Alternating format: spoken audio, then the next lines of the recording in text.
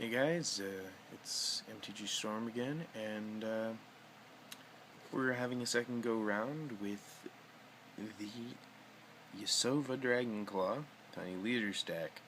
I've modified it substantially enough that I want to update the deck, so let's get into it. Alright guys, so as I said, Yosova Dragonclaw are 4/2 with trample for 3 mana. At the beginning of combat, I can pay 1 and 2 hybrid Is It mana, and see if I can focus in a little bit here. There we go. And I can take control of target creature with power less than Yosova Dragonclaw. Until end of turn, it untaps and gains haste. This is kind of what the deck's based around doing, so let's get into it. In our 1-drop, or technically a 0, so if I had Cascade, this card could get kind of janky and nasty, but I took the only Cascade card in the deck out. So we have Ancestral Visions as our quote-unquote 0-drop, but it's really a 1-drop most of the time. Well, it is a 1-drop all the time now. Birds of Paradise, 1-drop Mana Dork. Please don't hate me, but Glistener Elf. It's a really aggressive format, so you gotta get up in their grill.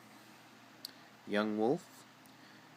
Oh, I also forgot to mention, I've ordered these from easiest to cast and CMC, and from like smallest to largest, and by different types.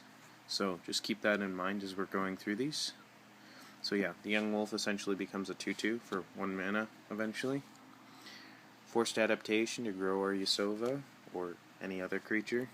Rancor to grow our Yasova or any other creature. Hammerhand to do the same thing and also prevent blocking for a turn and enable haste.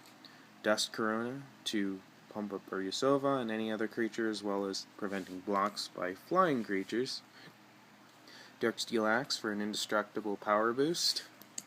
Might put Bone Splitter in instead, but I'm starting to figure out that naturalize effects are in high demand in this format, as someone decided that Pyrostatic and Eidolon of the Great Revel would be funny to put in a deck. We have Hardened Scales to get our bonus counters from things like Undying and Forced Adaptation. We have this beauty, which I pulled the other day. It's my nice foily Brainstorm. For some card draw, Index for reorder. So that's all the 1-drops. In 2-drops, we have Sylvan Caryatid to stave off aggression and have a hexproof mana dork. Mistcutter Hydra for a hasty protection from blue, and can get pretty big. Also sometimes dodges Eidolon and Pyrostatic, but whatever. Strangleroot Geist. It's 2/2 2/1 haste for 2 green with Undying, so it's really good, and you'll see why. Blighted Agent, please don't hate me. Again, gotta be aggressive. It's a 2 or 1/1 infect for 2 mana with unblockable. Generator Servant for a temporary dork that can give haste. Impulse for card draw and card sifting. Breakthrough for the same reason. Fling, so this is where we're getting into the synergies with things that die and come back, as well as Yasova. Isochron Scepter, so you put a fling under the Isochron Scepter, and when you take their creature and swing in after combat, you just sack it and deal the damage again. Swiftfoot Boots to protect your Yasova, if that's the route you're going. And Goblin Bombardment in case you can't find your Fling and Isochron Scepter, so you can still sack their creatures for a little extra damage. In the 3-drop, we have Goblin Rebelmaster, because this thing's an absolute monster. Nullhead Gargantuan. It's kind of a really amazing card considering it's a 5/6 for 3 mana, and if you play a Hydra early in the game and you can't grow it, so in other words, oh, actually, I just realized something. This doesn't work so well with Mistcutter, but, you know, if you wanted to grow your Hydra more efficiently, you know, you could put one of the other two in the deck on top of your deck and just recast it. Or, you know, if you want to get more Undying triggers from, you know, Fling or Goblin Bombardment, you can just put them back on your top of your deck. Champion of Lambolt, because not being able to block your creatures is actually kind of nice. Savageborn Hydra, because being a jerk is hilarious. My stand-in for my Primordial Hydra coming in the mail. Sorry, I don't like using proxies, but it is what it is. My Savage Knuckleblade, because it's really efficient. Leatherback Baloth, because a 4/5 for 3 mana is awesome. Fires of Yavimaya, because good enchantments are good. And Hammer of Perforos. Now those are all the main board cards. So just give me a second here and we'll be back. Guys, I just wanted to put this little snippet in here about my comment about the Nullhead not affecting Mistcutter. It does. It's a trigger that affects you directly and doesn't target the creature. Therefore, protection from blue would not stop you from putting it on top of the deck. So just a little tidbit in between these two sections, because I didn't want to hear everyone getting angry in the comment section. Okay guys, so we're going to go over the land base. You'll notice 2 cards in the deck are in different sleeves. That's because normally the cards that are here are just proxies, because shock lands are expensive for somebody who's working for minimum wage and has college to deal with, so I only have a single copy of each of these, so they normally sit in my commander deck. So that's why they're in a different sleeve. So we have a single fetch land in here, which is Wooded Foothills. I don't find that fetch lands are particularly relevant in Tiny Leaders, but please feel free to have an opinion on that. We have a single mountain. We have 2 islands, 2 forests, a stomping ground, a breeding pool. Oh, sorry guys, it's not focused in. Let's try and fix that real quick. There. We have a Carplucin Forest for Painland, Shivan Reef as well. On the checkland slot, we have Hinterland Harbor, Rootbound Crag. In our utility land slots, we have Halimar Depths, because that's a really good card. Temple for some Scry, or Temple of Abandon for some Scry. Temple of Mystery, which I have officially taken out of my standard deck because I'm changing my deck, for some Scry.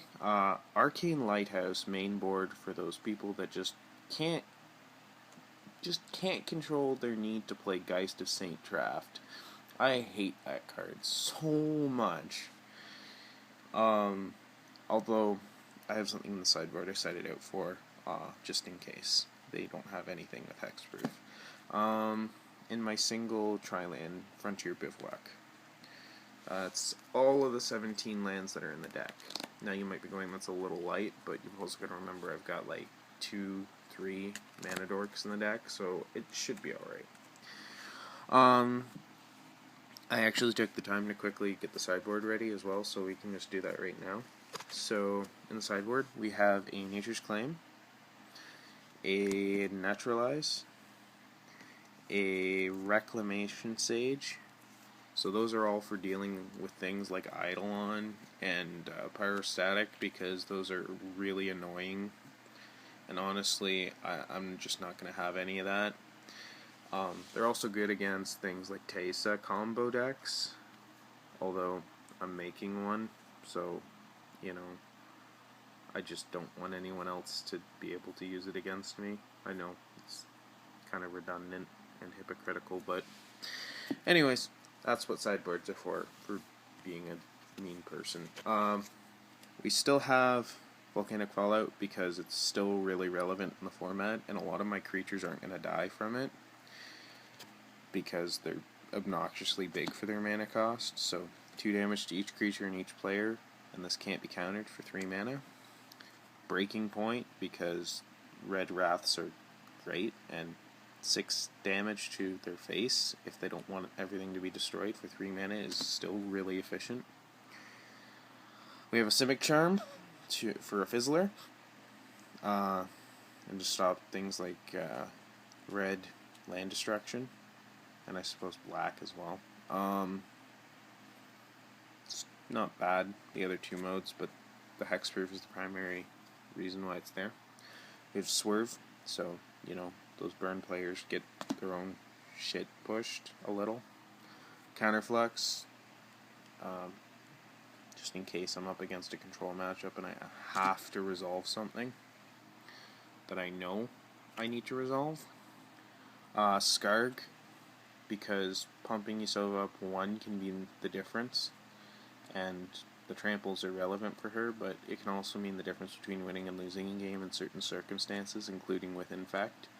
So it's in there to switch out with the Arcane Lighthouse if they're not running any hexproofs.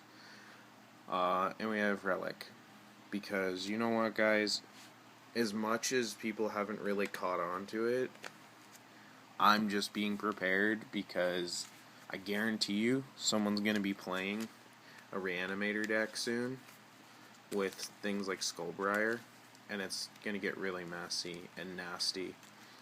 Or blue-black Reanimator or something like that, and it's just not going to be nice. It's going to be really, really rough. So, you know, get your relics now, guys, because you're going to need them. Anyways, guys, take it easy. Hope you enjoy the deck tech, and I'll see you next time with what will hopefully be a taste of Tiny Leaders deck.